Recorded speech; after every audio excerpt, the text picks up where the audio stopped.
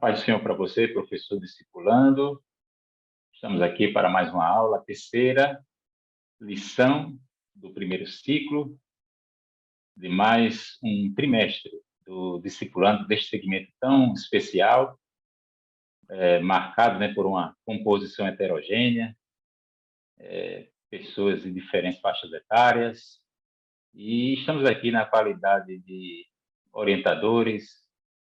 Estamos aqui também com algumas propostas, com alguns subsídios para dar dicas aos professores deste segmento, desta classe, do discipulado.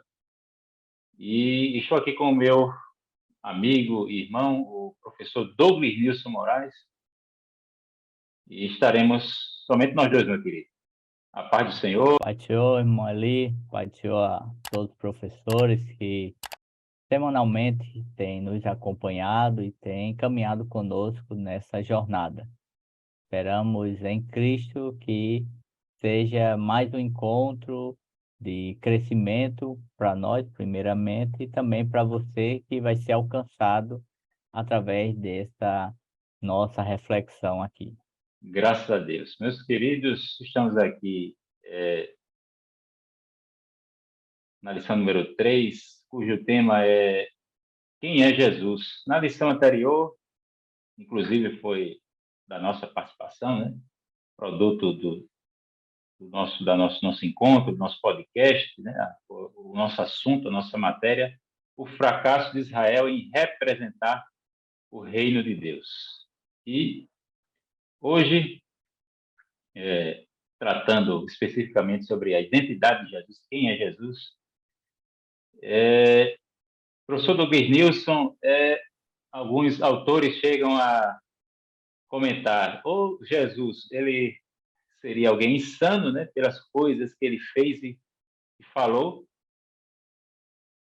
ou ele seria uma pessoa que usou de má fé, profundamente de má fé, um grande enganador, um grande embusteiro, mas sabemos que essas duas, Jesus, ele foi uma pessoa, uma personalidade, foi e é uma personalidade incrível, e sabemos que ele não foi um insano, porque um insano jamais, alguém, um louco, alguém privado do juízo, jamais falaria as coisas que ele falou e faria as coisas que ele fez. Por outro lado, ele não pode ter sido alguém, um embusteiro, um enganador, porque alguém que corrompeu a humanidade, a consciência daqueles que o seguiram, porque tudo que ele ensinou e fez é incompatível com esse tipo de tese, de teoria. Então, é uma personalidade extraordinária. História humana, ela tem esse marco, antes e depois de Cristo, e a aula de hoje, ela poderia, esse podcast, e a aula que o professor terá a oportunidade de ensinar no próximo domingo, é uma aula muito rica, Tá tanta coisa para dizer, sobre quem é Jesus e o impacto que ele deixou. E aí, professor Douglas, o que a gente pode já elaborar, assim, um professor a título de introdução, diante dessa pergunta, quem é Jesus?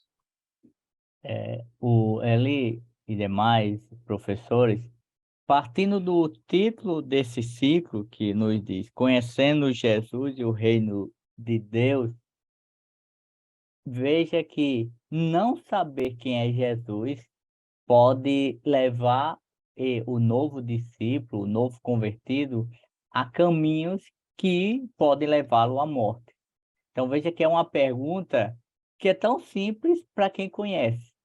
Mas muitas vezes, se você chegar e perguntar a algumas pessoas quem é Jesus para você, muitas respostas podem surgir que não condiz com a verdade. Quem é Jesus? Porque dependendo do meu estado de espírito, eu posso dar uma resposta que não tem nada a ver com quem é Jesus. Porque Jesus, ele não é condicionado ao meu estado de espírito.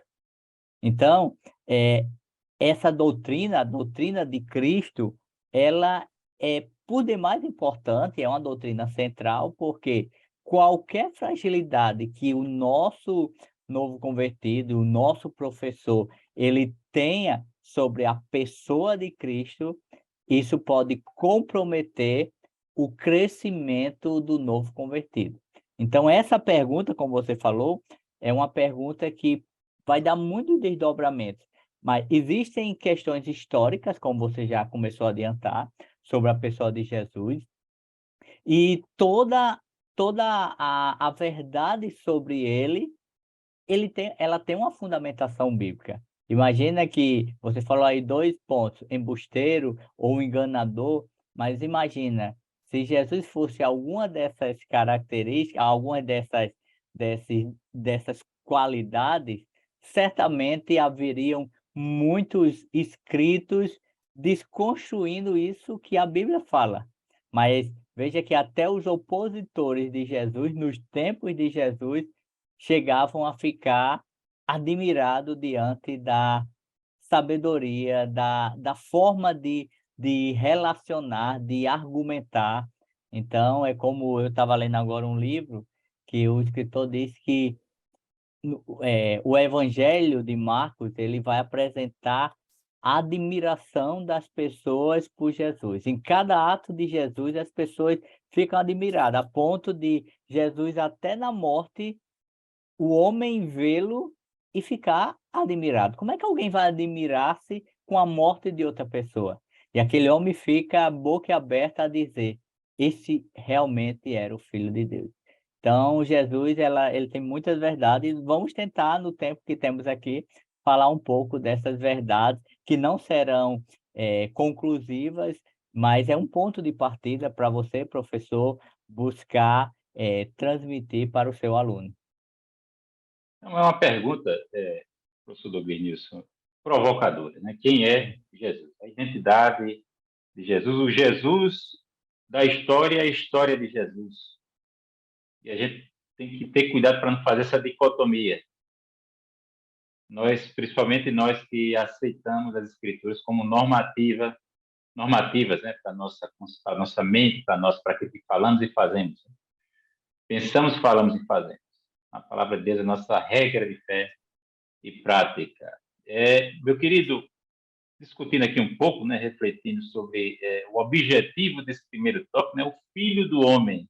Temos comentado alguma coisa sobre a pergunta, o caráter provocativo dessa pergunta e que dá margem para muitas respostas, mas que nem todas as respostas seriam coerentes com o que a Bíblia apresenta sobre quem é Jesus. Aí o objetivo aqui é demonstrar com o auxílio das profecias quanto Deus nos ama, pois providenciou uma nova referência do que significa o ser humano. E, especificamente, o Evangelho de Lucas, ele tem essa proposta, né, de mostrar o verdadeiro Jesus como homem perfeito, né? Aquilo que Deus ele idealizou para o ser humano, né?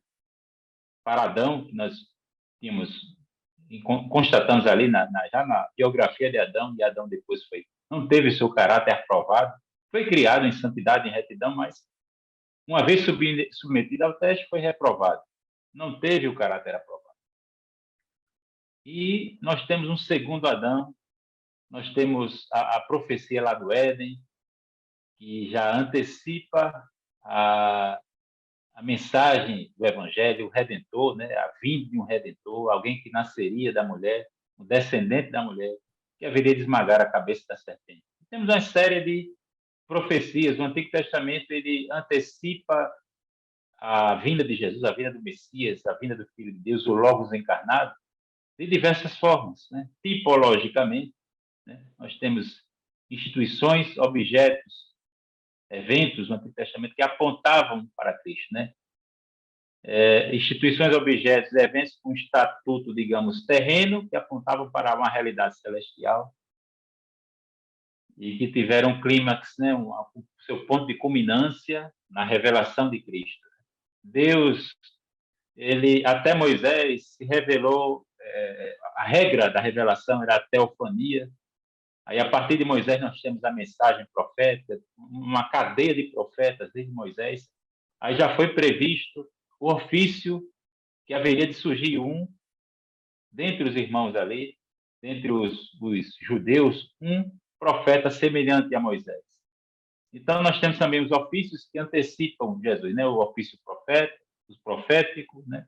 O ofício sacerdotal e o ofício real. Tudo isso aí apontando para Jesus. Os líderes do Antigo Testamento, mesmo os virtuosos, né? Que sabemos que em algum momento eles tiveram um momento de fraqueza, de fracasso. E tudo isso nós percebemos a necessidade de um Salvador, a necessidade de um herói, a necessidade de um rei, né? E Jesus, na qualidade de rei, haveria de subjugar o pecado, na qualidade de sacerdote, ele haveria de se oferecer como um sacrifício definitivo para Deus, em nosso lugar. E como profeta, o profeta ele representa Deus junto ao homem, deveria ser aquele que haveria de nos revelar a vontade de Deus. Então, o Antigo Testamento é esse processo de preparação para a vinda de Jesus. E em tudo isso também nós vemos que esse título, né, o Filho do Homem, né, foi também previsto, é um título que nós encontramos no livro de Daniel, na profecia de Daniel. Encontramos também abundantemente no livro da profecia de Ezequiel. Mas o objetivo da lição aqui é destacar essa questão das profecias. Né? O que nós poderíamos comentar, meu querido, sobre isso? Ali, eu ainda queria voltar sobre a pergunta principal, porque muitas vezes o nosso aluno pode concluir algumas respostas sobre quem é Jesus. Por exemplo, Sim, alguém pode dizer: Jesus é meu tudo. E dizer que Jesus é o tudo, isso é muito abstrato, não vai refletir o que Jesus é. Ou então alguém pode dizer: Jesus é Pai. E quando nós entendemos bem a doutrina da Trindade, vamos compreender que Jesus não é Pai, Deus é o Pai, Jesus é o Filho. Então, Jesus ele tem uma posição estabelecida na Trindade. sim, Ou então alguém pode dizer: Jesus é meu grande amigo, e para eu expressar que Jesus é meu grande amigo, eu preciso desenvolver uma relação com ele, uma relação que fortaleça essa amizade. Senão, eu vou dizer, mas se eu não tenho essa relação, como é que eu posso ser amigo de que eu não busco ter uma relação? Então, poderíamos, em contrapartida, dizer que Jesus ele é Salvador, que é o que nós vamos pincelar nessa lição, mas também ele é Senhor. Veja que muitas pessoas querem Jesus como Salvador, mas não querem como Senhor. E Jesus ele também é Senhor da nossa vida, e esse é o papel que está estabelecido para ele.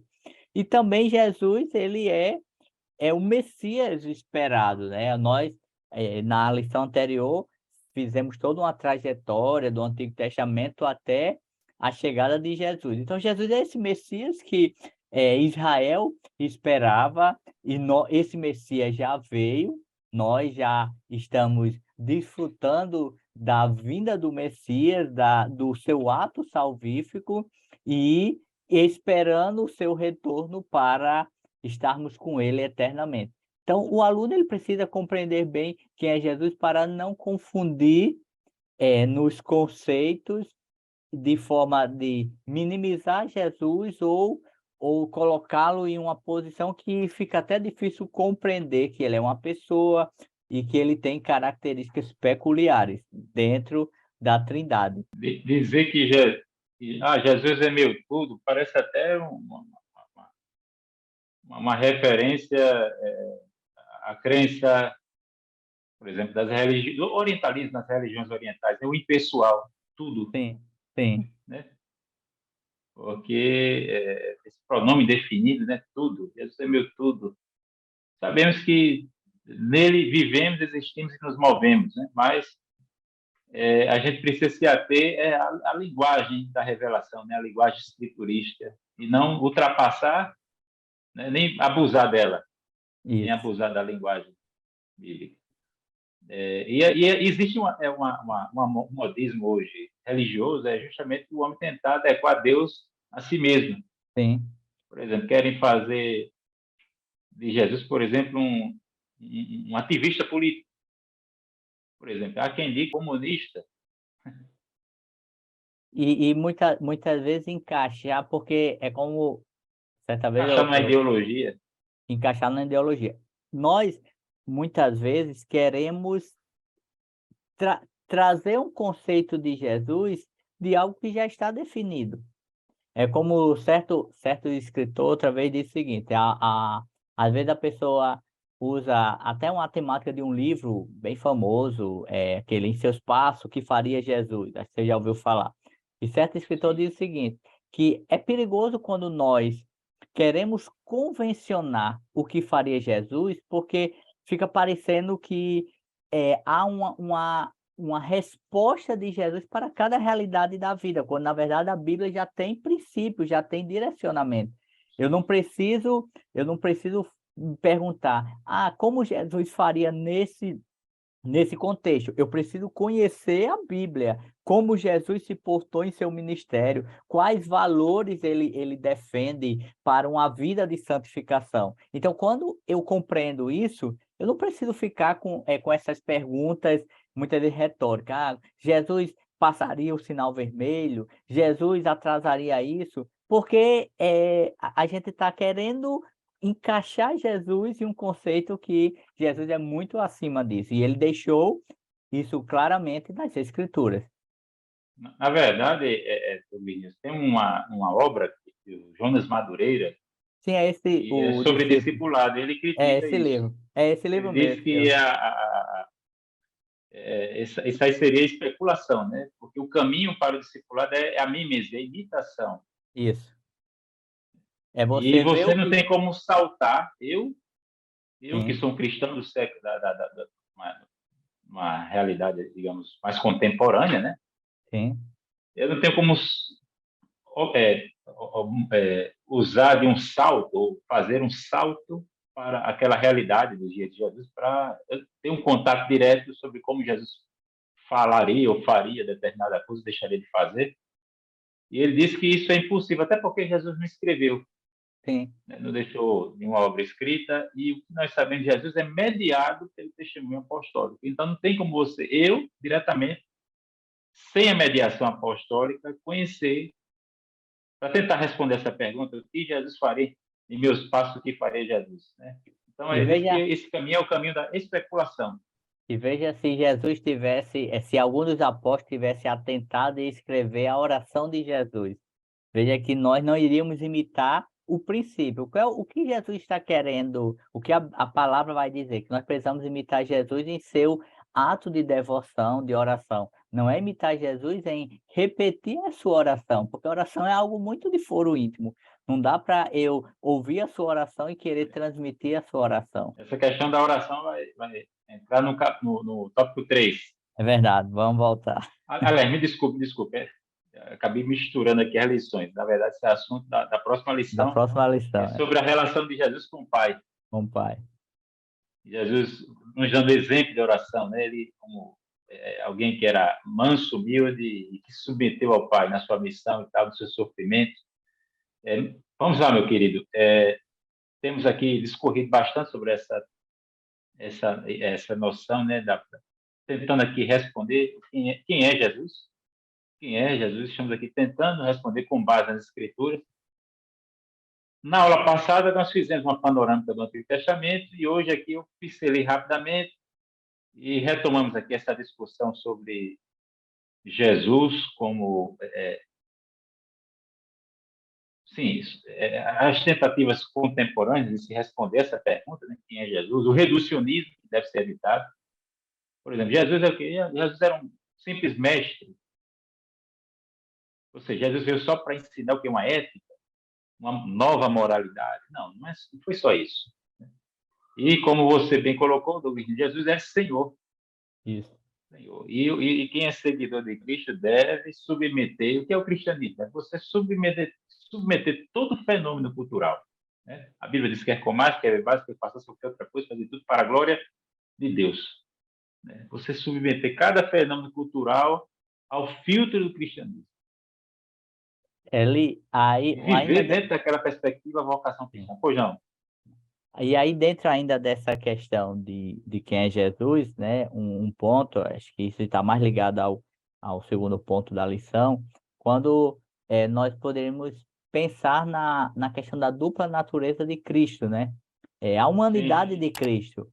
porque desde dos idos da igreja, dos primeiros dias da igreja, havia muitos ensinos que destoavam, né? Por exemplo, Sim. os ebionistas, que consideravam Jesus como um profeta elevado e insistiam na necessidade de seguir ritos, lei judaica para obter a salvação. Que isso, nas próprias cartas paulinas, Paulo vai combater alguns que querem manter as práticas judaicas, né? O judaísmo como um ponto importante no processo de salvação. Então, há muitos que defendiam Jesus, alguns extremos. Uns viam Jesus apenas como um profeta e outros defendiam que Jesus era apenas, ele não teve uma humanidade. Acho que eram os docetistas, que Jesus não teve uma humanidade, eles eram apenas assim um espírito, algo abstrato, né? Algo ilusório, Fantasmagórico, né? Um corpo é, aparente. um pouco aparente. Então, veja que nós aqui estamos num campo mais racional de alguns aspectos de Jesus, mas veja que essa é uma discussão que ela vai ter eh, muitos caminhos ao longo da história da igreja cristã, né? Sim. E o que dizer dos líderes de religiões, né? Sim, Nenhum deles teve a sua existência no mundo antecipada profeticamente e com tanta riqueza de detalhes. isso. Aspectos da vida, obra, sofrimento, onde ele haveria de nascer, nascer de uma virgem, etc. Tudo isso foi antecipado. Isso não aconteceu com nenhum líder religioso. Também, se você considerar o milagre da ressurreição, o evento da ressurreição, isso não aconteceu com nenhum outro líder religioso. Aqui estamos tentando responder a pergunta: quem é Jesus? É incomparável. É Deus verdade. e homem, né? Incompreendido pela elite religiosa, recebido por gente simples, né? E Jesus disse: graças te dou, ó Pai, Senhor do céu e da terra, porque ocultaste as coisas dos sábios, aqueles que se julgam e que se veem como sábios, instruídos, entendidos, e as revelaste aos pequeninos. E os próprios seguidores de Cristo em seu ministério tinham uma imagem superficial de quem ele próprio era, né? Porque eles Sim, os próprios esperavam apóstolos, né? o próprio apóstolo, né? Eles Por exemplo, esperavam, você tem um publicano, sim, alguém tido como traidor, ali no colegiado apostólico, e você tinha um zelote, que para ele era totalmente contraditório, né? é, Essa é, inclusão, essa alguém, inclusão. um nacionalista, né? Um Sim. nacionalista, entendeu? E ainda mais que se esperava Jesus, eles esperavam Jesus como alguém que viesse tomar poder, e Jesus ele vem com uma ação pacificadora, digamos assim. E sempre usando os argumentos e pregando um reino vindouro, quando na verdade eles queriam um reino terreno.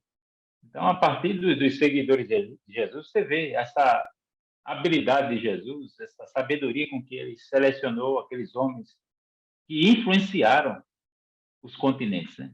Aí o cristianismo, a religião universal, o evangelho, né? Pessoas de toda tribo, língua, povo e nação confessando a fé cristã, e a gente se une em louvor, em adoração, em devoção, a gente reconhece outro cristão, outro seguidor de Cristo, né? E todo mundo crendo no mesmo Cristo. Jesus disse na oração sacerdotal, né? Foi importante aquele com seu comentário inicial sobre quem é Jesus, que é uma pergunta fundamental. Sim. João 17:3, né? Jesus em oração disse: e a vida eterna é esta, que te conheço a ti como único Deus e a Jesus Cristo a quem enviaste, a teu filho a quem enviaste. Ou seja, o monoteísmo, só existe um Deus e um mediador. E ninguém conhece o Pai senão o Filho e aquele a quem o Filho quiser revelar. Revelar. Jesus disse, né? Quem vê a mim, vê o Pai. E aí ele já está apresentando-se como o próprio Deus, né? O próprio Que Deus, a lição vai falar, o que que era significa blasfemo, né? Para que era uma aquela blasfêmia, geração, para aquela elite religiosa. porque eles não conseguiam imaginar que o Messias fosse Deus. Então eles imaginavam que esse que viria seria como Davi, mas alguém de uma linhagem e totalmente humano, que iria ter ações humanas, um exército humano para tomar um poderio humano. Então, veja que até nos dias de hoje, nós nos deparamos com pessoas, e como estamos lidando com uma classe que é bem sensível e precisamos fortalecer esse ensino para eles, porque muitos deles podem vir de uma realidade em que Jesus, ele é tudo que Jesus não é, dependendo do conceito de cristianismo que essa pessoa tinha, do segmento religioso de onde ele vem. Jesus, ele Um Jesus politicamente correto. poderia ser um politicamente correto, ou então um Jesus a além dessa humanidade, que não vai interferir nas suas escolhas, não vai se importar com isso, um Jesus Um que Jesus tolerante, inclusivo, inclusivo, que é relativista, né, um Jesus relativista relativista, que vai revolucionário. revolucionário. Então, assim, é preciso ter cuidado, e ainda mais diante de um contexto, de país que nós vivemos, atualmente, pós um período eleitoral, iniciando uma gestão política, e claro, não é o nosso espaço, enfatizar isso, mas diante de tudo isso, e o que nós vemos a nível mundial, cada vez mais o pecado se alastrando, a liberdade sendo infiltrada até mesmo em muitos segmentos religiosos. Então, Jesus, ele precisa ser bem fundamentado, essa verdade, e talvez o professor ele precise mais do que se concentrar em em fazer um histórico, talvez ele precise se concentrar bem nessa pergunta e Em questões iniciar contemporâneas, iniciar procurando conhecer o coração dos alunos, porque sim. se quando ele faz essa pergunta aos seus alunos, ele vai ter um cenário do que eles creem, para assim poder desconstruir e apresentar a verdade que é absoluta. Vinícius, outra coisa, assim, outro elemento que foi contra a expectativa daquele pessoal, né, daquela geração. É por isso que a palavra da coisa é loucura para os que se perdem, né? Por exemplo, quem diria que Deus onipotente iria resolver o problema do mal com sofrimento, com fraqueza, né? E a fraqueza de Deus é mais forte do que os homens, né? E a loucura de Deus é mais sábia do que os homens. Então você tem os gregos buscavam sabedoria e os judeus sinais, né? Aí Jesus ele se permite, né? Se permite ser crucificado, porque nós temos a obediência ativa e passiva de Cristo, né? Ele obedeceu à lei, obedeceu até o princípio por trás da lei. Na verdade, desde a encarnação, né? Você tem a humilhação de Deus, né? Deus se acomodando à finitude, né? Para se revelar ao homem e se relacionar, se permitir até ser tocado. E você vê a vida dele, né? Ele sendo descrido, né? Desacreditado. Os próprios parentes de Jesus, os próprios irmãos não criam nele, Sim. né? Ele Tinha enfrentava entre os resistência apóstolos um traidor, enfrentava um resistência traidor. até entre os seus, né? Enfrentava Foi resistência até negado por Pedro, abandonado pelos discípulos, foi crucificado, foi cuspido, esbofeteado, julgado, condenado, né? E teve uma morte digna de um escravo, porque um romano não poderia ser crucificado. Digna de um escravo delinquente, malfeitor, execrável. Então foi uma morte ultrajante, afrontosa a que ele teve. e há quem fale, há um livro Acho que é Cristianismo em Crise, que o escritor ele vai fazer assim recortes de falas de várias pessoas, e dentre algumas ele vai citar que algumas pessoas defendem equivocadamente que a vinda de Cristo, digamos que foi um plano B de Deus, quando na verdade, e por isso que nós falamos na lição anterior, como é importante nós conhecermos o plano salvífico desde o Éden, Sim. porque aí nós vamos ver que nada, tudo é novo para quem está acompanhando a história, mas para Deus nada é surpresa. Antes da fundação do mundo, Deus já tinha esse plano estabelecido e apenas como nós somos temporais, os fatos vão acontecendo segundo a temporalidade, enquanto para Deus tudo aquilo já estava previamente definido, Passado, presente e futuro estão ali simultâneos para Deus, né? simultâneo Deus, para ele Deus. existe para além do tempo e da história. Então Jesus E ele não veio, Jesus não veio como, porque veja como nós sobre uma pergunta nós temos muitos desencadeamentos. Jesus ele não veio como alguém para vencer e por algum motivo ele perdeu. Porque se alguém pode ter esse olhar equivocado. Jesus veio para vencer e por algum motivo perdeu. Olha como o relativismo pode desconstruir uma verdade que é absoluta. Jesus veio, quis montar uma equipe, essa equipe não foi muito com ele, teve um até que o traiu, ele em algum momento ficou só, perdeu, mas esse era o plano que acontecia. Quando, na verdade, olhando nos Salmos, olhando nos livros proféticos, vemos que tudo isso estava construído, desenhado em um projeto e a gente apenas acompanha. Para nós, tudo isso é mais bem solidificado porque nós temos a revelação completa, a escritura completa, coisa que um os, privilégio que o, aquele os primeiros cristãos só tinham o Antigo só Testamento. tinha o Antigo Testamento, então é uma situação totalmente distinta. E por isso a nossa responsabilidade é maior. Maior, maior. Pois é, meu querido. Aí você tem Deus assumindo a forma humana, tomando sobre si a humanidade. Ele não possuiu um corpo, né? Não foi um caso de uma possessão, Sim, né? É, o Logos, né? A segunda pessoa da Trindade, ela tomou essa forma humana, tomou sobre si a humanidade, verdadeiro Deus e verdadeiro homem. É até equivocada aquela terminologia, 100% Deus e 100% homem. Na verdade, é verdadeiro Deus e verdadeiro homem. verdadeiro homem. Né? Luz de luz, Deus de Deus. Né?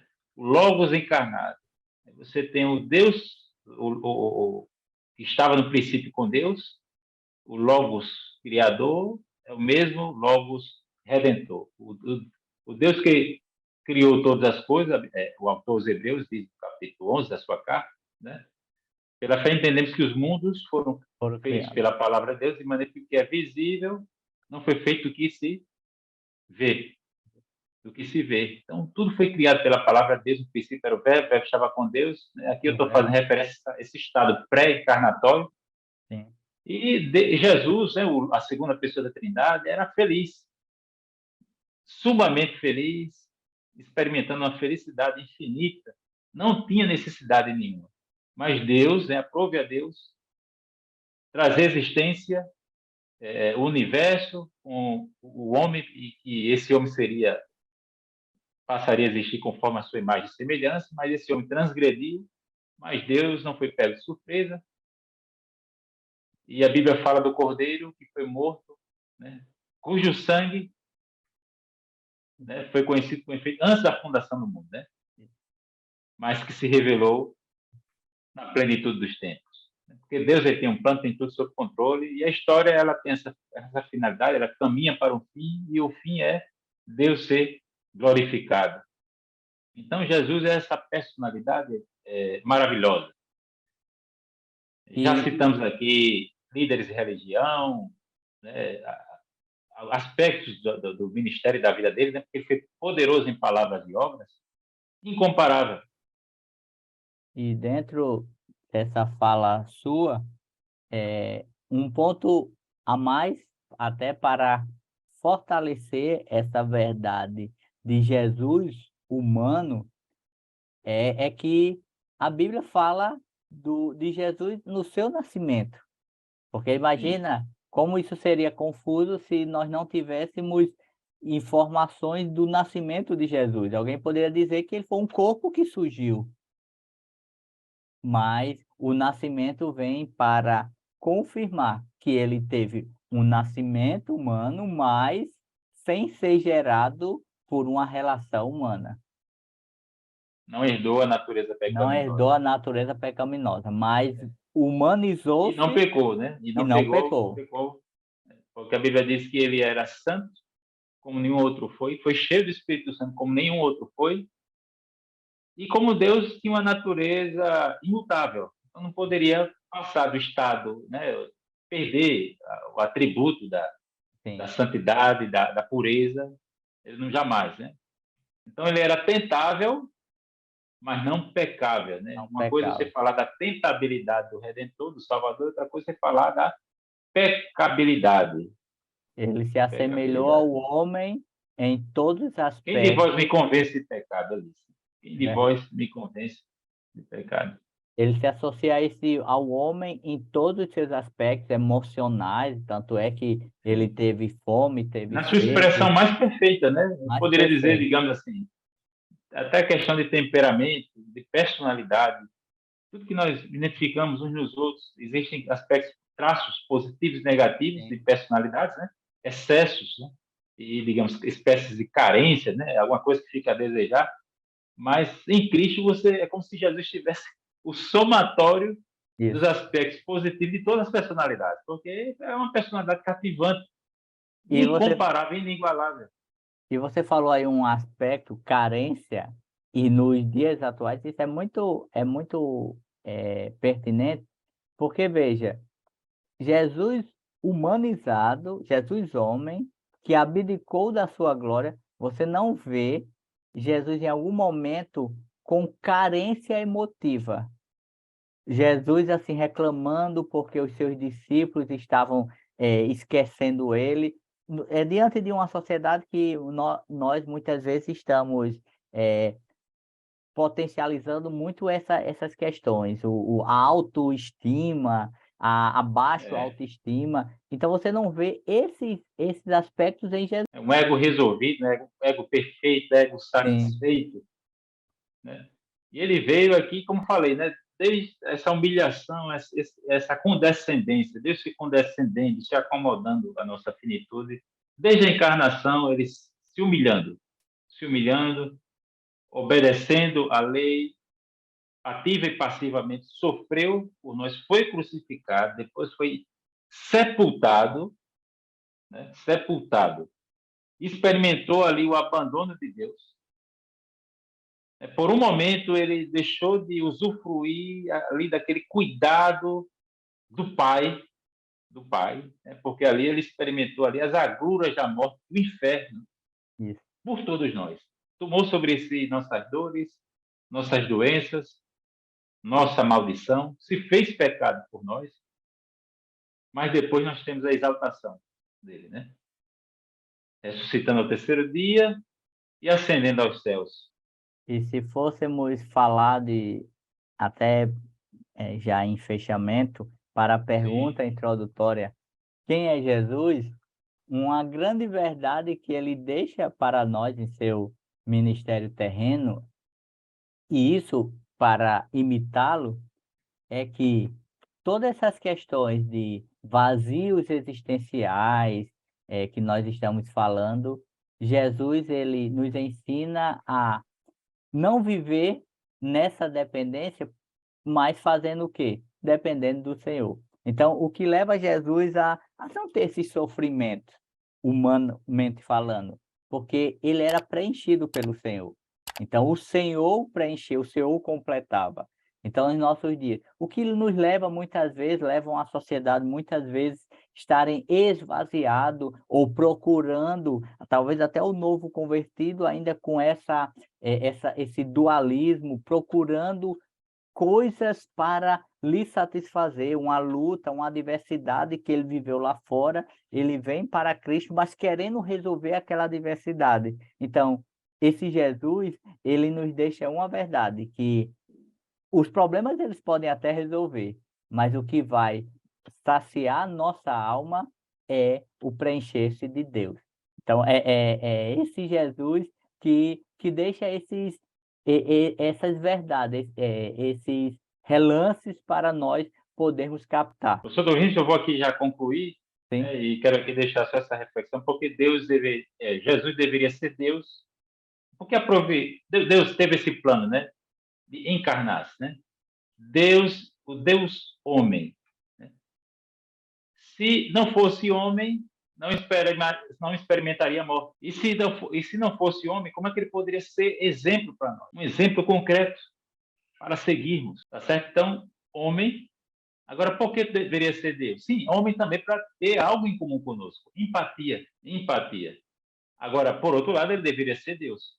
Por quê? Porque se não fosse Deus, não poderia ressuscitar. Se não fosse Deus, também não poderia triunfar diante das tentações. E se não fosse Deus, o sofrimento dele não teria valor expiatório. Como é que o sofrimento dele... Porque uma pessoa boa pode morrer por outra. Mas desde quando o significado da morte dessa pessoa, a aplicação, serviria para me livrar da morte eterna? Então só Deus pode fazer isso. Resolver o problema do mal. E Deus venceu a morte morrendo. e Hebreus, no capítulo 4, versículo 15, vai dizer algo que de certa forma, consolador diante das adversidades. E corrobora com isso que você está falando. Como é que eu poderia buscar socorro em alguém que não viveu as agruras que eu vivo? Mas Hebreus, o escritor vai dizer assim, que ele em tudo foi tentado, pode compadecer-se das nossas dores, porque ele compreende a nossa dor. Não há uma dor que ele não tenha compreendido, ainda que a dor seja em aspecto distinto, mas ele entendeu a completude da dor. Então ele tem como nos consolar adequadamente, Solidariedade. porque ele compreendeu isso no seu âmago. Sim. Eu acho que é isso. O professor pode ter outros encaminhamentos, mas essa pergunta é algo que deve ficar bem latente na mente dos nossos alunos para que ele possa até, por sua curiosidade, procurar refletir sobre essa verdade que é absoluta. Quem é Jesus? Obrigado, professor Douglas Nilson. Aqui a nossa palavra de encerramento. A Deus nossa gratidão. E, meus queridos, então, até o próximo encontro, quando estaremos estudando a lição número 4, o caráter de Jesus. Amém. A paz do Senhor Pai do Senhor, para até a todos. próxima.